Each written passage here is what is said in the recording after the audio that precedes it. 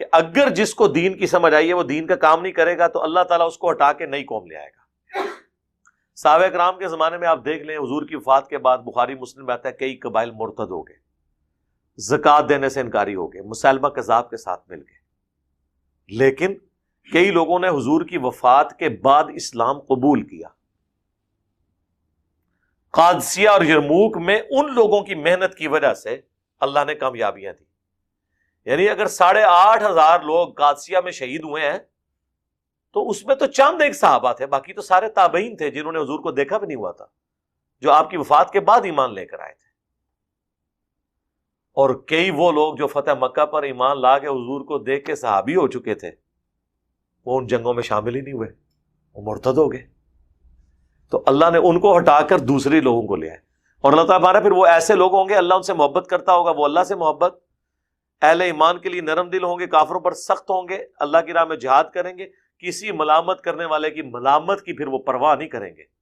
تم تو پھر کوئی رکھ رکھاؤ کرتے ہو نا، وہ بالکل ننگی تلوار ہوں گے۔ اور آپ یہ دیکھ لیں آج کتنے غیر مسلم مسلمان ہوئے ہیں، مسلمان تو پھر تھوڑی لگی لپٹی علماء بات کرتے ہیں نا سچائی کی، وہ بالکل اسٹریٹ فارورڈ ہے، اور کسی ملامت والے کی وہ ملامت کی پرواہ نہیں کرتے۔ کتنے انٹرنیشنل اسپیکر ہیں آپ دیکھ لیں، عبد الرحیم گرین انگلینڈ کے اندر، انہوں نے کہا کہ میں جب مسلمان ہوا تو لوگ کہتے تھے جی پاکستان اسلام کا قلعہ ہے، وہ کہتے ہیں میں جب پاکستان آیا ہوں تو میں تو اس رٹ پہ پہنچوں کہ یہ شرک کا گڑھ ہے۔ اب یہ بات تو پاکستان کے اہل حدیث نہیں کہہ سکتے کہ پاکستان جو ہے شرک کا گڑھ ہے، کیونکہ انہوں نے یہاں رہنا ہے، اس کو کوئی پرواہ نہیں۔ انہوں نے کہا بھائی جو ہے میں وہ بات کروں گا، اگر میں کرسچینٹی کا شرک چھوڑ کے آیا ہوں تو اب میں نے یہاں آ کے شرک کرنا ہے؟ بلکہ انگلینڈ تو خود شرک کا گڑھ بنا ہوا ہے، جتنے پاکستان میں پیر موجود ہیں ان کی فرنچائزیز وہاں پہ موجود ہیں۔ ہمیں تو کئی ایک واقعات مطلب فرسٹ ہینڈ نالج کے پتہ ہے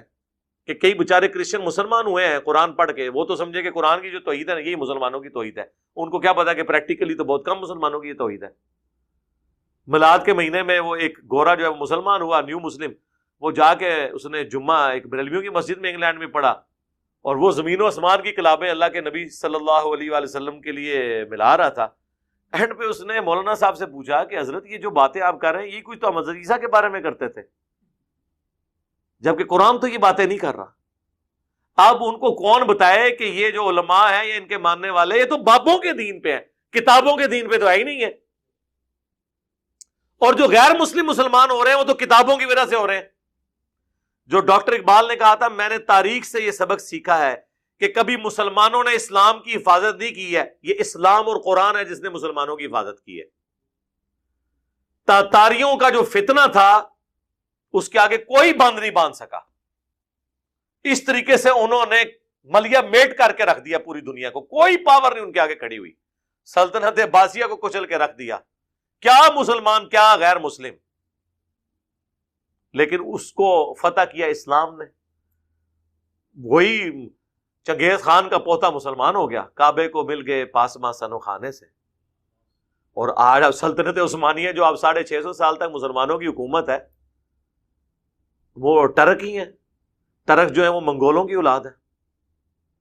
یہاں پہ بھی آپ کو جو مغل نظر آ رہے ہیں جو 200-250-300 سال یہاں پہ حکومت، ٹرک ہی ہے۔ ہمارا مغلیہ خاندان ہے، منگولوں کی اولاد ہے، ہمارا کبھی دعویٰ نہیں ہے کہ ایسی جناب ضرورت ہی صحیح ہے۔ تو اللہ تعالیٰ اٹھاتا ہے اپنے بندوں کو، کوئی فرق نہیں پڑتا اللہ کو۔ اللہ نے تو بخاری مسلم میں حدیث ہے اللہ فاسق سے بھی دین کا کام لے لیتا ہے۔ تو پھر جو لوگ ادھر سے آتے ہیں نا پھر وہ کسی ملامت کرنے والے کی ملامت کی پرواہ نہیں کرتے، وہ پھر جسے کہتے ہیں نا، یہ کہتے ہیں نا ٹنا ٹن سنی، وہ ٹنا ٹن مسلم ہوتے ہیں۔ یہ لوگ کہتے ہیں تھوڑا سا کمپرومائز کریں، ذرا ہاتھ ہولا رکھیں، یہ وہ، قرآن تو کچھ اور ہی بات کر رہا ہے۔ قرآن تو صحابہ کرام کو کہہ رہا ہے کہ اگر تم میں سے کوئی دین سے پھر گیا تو یاد رکھنا اللہ پھر ایسی قوم لائے گا کہ وہ دین سے پھرنے کے اسباب کیا ہو سکتے ہیں جو آگے بتائے گئے ہیں، کہ وہ کسی ملامت کرنے والے کی پھر ملامت کی پرواہ نہیں کریں گے۔ یہاں پہ بھی آپ دیکھیں کتنے لوگ ہیں جو وقتی منفعت کی خاطر اپنا مسلک بدل لیتے ہیں، اپنے نظریات بدل لیتے ہیں، کوئی ڈر کے بدل لیتا ہے، کوئی پیسے کی لالچ میں بدل لیتا ہے، کوئی فیملی پریشر کی وجہ سے۔ لیکن اللہ تعالیٰ ہمارا ہے کہ جب ہم کسی کو مسلط کریں گے نا پھر تم لوگوں کے اوپر، پھر وہ کسی ملامت کرنے والے کی ملامت کی پرواہ نہیں کریں گے. اور یقیناً ایسے لوگوں نے پھر ثابت کیا جی، حقیقت بات ہے، ایسے انہوں نے اپنے معاملات سیدھے کیے ہیں کہ میں کہتا ہوں کہ بعض تابعین کی ایسی غیر معمولی خدمات ہیں دین کے لیے جہاد کے طور پر کہ شاید کئی اصحاب کی اس طرح کی کنٹریبیوشن نہیں ہوگی. باقی ہم مرتبے کو اس وقت ڈسکس نہیں کر رہے، میں کنٹریبیوشن کی بات کر رہا ہوں.